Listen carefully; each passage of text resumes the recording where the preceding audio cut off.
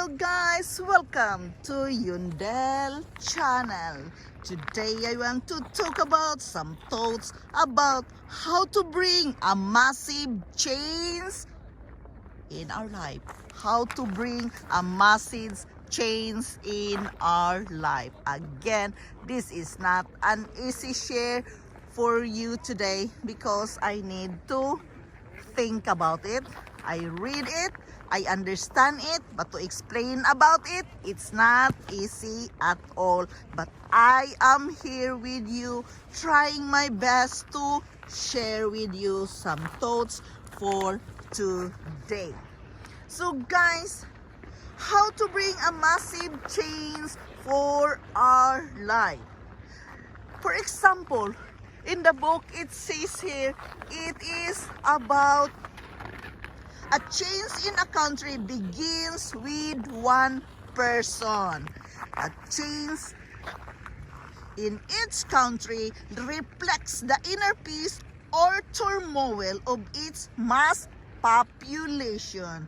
And so as one person changes, they affect the rest of the population. One person has the power within them to bring a massive change to their country through immense love and peace within themselves. But you cannot bring about peace and well-being in your country unless you have conquered them in your own life. Again, it is talking about our life. You cannot give what you have. You cannot give what you do not have. So, see, there's the point. You cannot give what you do not have. It reminds me that even I do not have, I still give because I want to help others.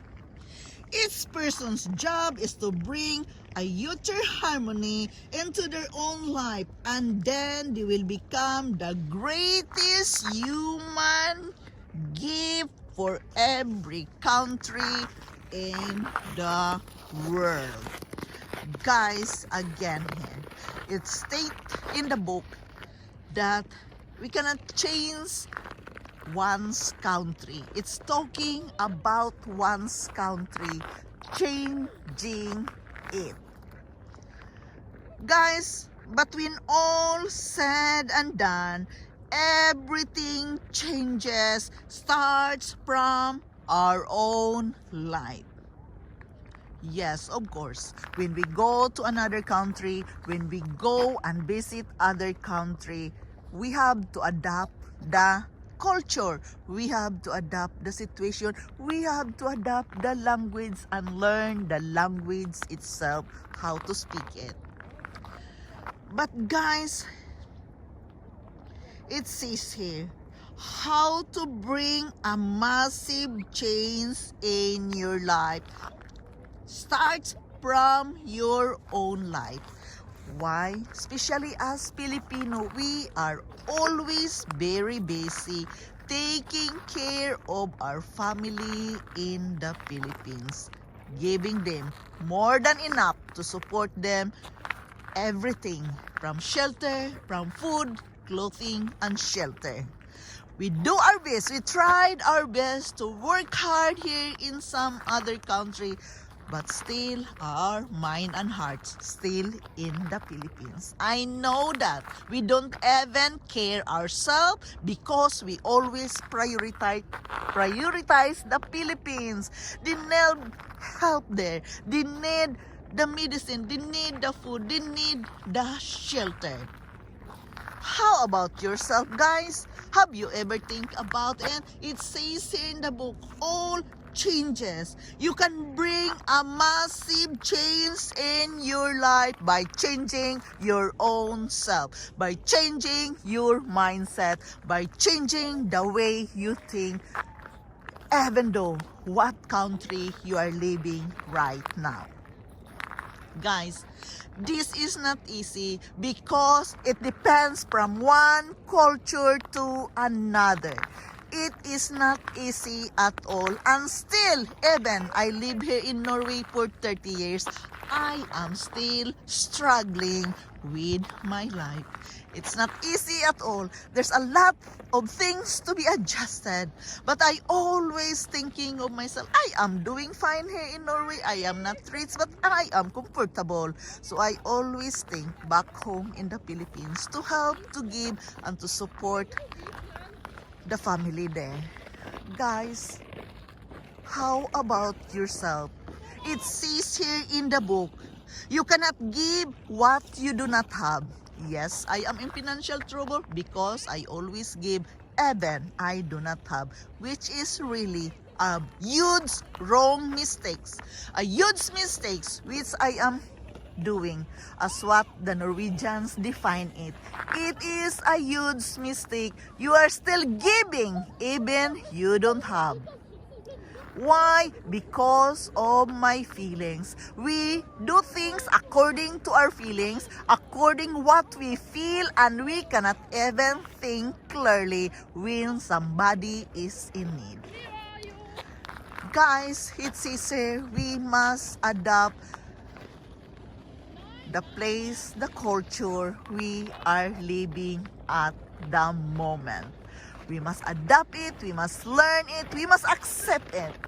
But even though, guys, I must tell you, even though I live here for 30 years, it's still the same. I have my Filipino culture within me. It's not easy to change it when you were born not in the place you live at the moment. I cannot blame my children why they are not thinking about my relatives there in the Philippines. No, I cannot blame them. Why? Because they were born Norwegians. They born here in Norway with a comfortable life. We are not rich. I am not talking about riches. We have a comfortable life here in Norway. Therefore, even though how much I explain to them to help our relatives there in the Philippines, they cannot totally understand. Why? Because they were not born there. They were not experienced the difficulties, the hardships, life of the Philippines. So guys, this is really very difficult. I am trying my best to change to be a Norwegian many years. Until now, I'm old already. After 30 years living here in Norway, still I have my Norwegian culture. Still I have my Filipino culture, which is having a crash sometimes. Why? Because my mindset is in Norwegian and my feelings is in the Philippines. Therefore, it is very difficult for me to follow what the book saying. The book says you cannot give what you do not have. Yes, that is very true. You cannot give what you do not have, but still I am giving, I am helping others there in the Philippines, even I do not have. Because I told you, my mindset still here in Norwegian culture, but my feelings is in the Philippines. I cannot just live it that way. And of course, there is the circumstances I have to face. I am in financial trouble because I give which I do not have. So there's a lesson to learn here, guys. Think about yourself. Because it says here in the book, we cannot help others if we cannot know how to help ourselves first. To bring a massive change in our life, it always starts from your own self. Start who you are. Start what you are doing right now. What you are living for right now. Again, this is not an easy topic because it hit my heart really, because I am living not in what the book is written. It's really written there, black and white. You cannot give what you do not have. But still, I am giving, even I do not have. But guys, why I do that? Because I always believe in God. Because God will provide everything. I always comfort myself. God will provide. So therefore, God knows I am helping others. God knows that I am sharing His blessings to others. So I just trust everything to God, that God will take care of me. And there is also a song like that, that God will take care of me. Even how difficult my life is, even it is so hard that nobody can help me here in Norway because I live alone with my children. To bring a massive change in our life, it always starts from our own self, but it's very difficult to conquer when you are living in two cultures. I'm living in a Norwegian culture, and my feelings is living in a Filipino culture, which is very, very difficult to conquer. It's really quite a challenge.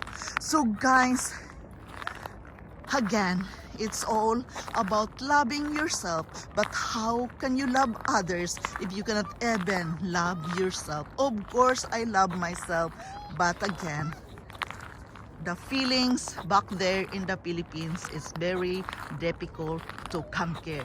Guys, this is my share for you today. Have a nice day. Have a good day. It's so freezing cold here. Now, you can see the sunlight, the sunset. That is the sunset here in Norway. It's so nice. It's freezing cold, and I'm going to end soon here, going out from the lake. Thank you so much guys for watching. I love you all. I am forever grateful to each and every one of you following, visiting me here on my channel, most of all listening what I have to say every day. Thank you all, and I love you. Bye bye.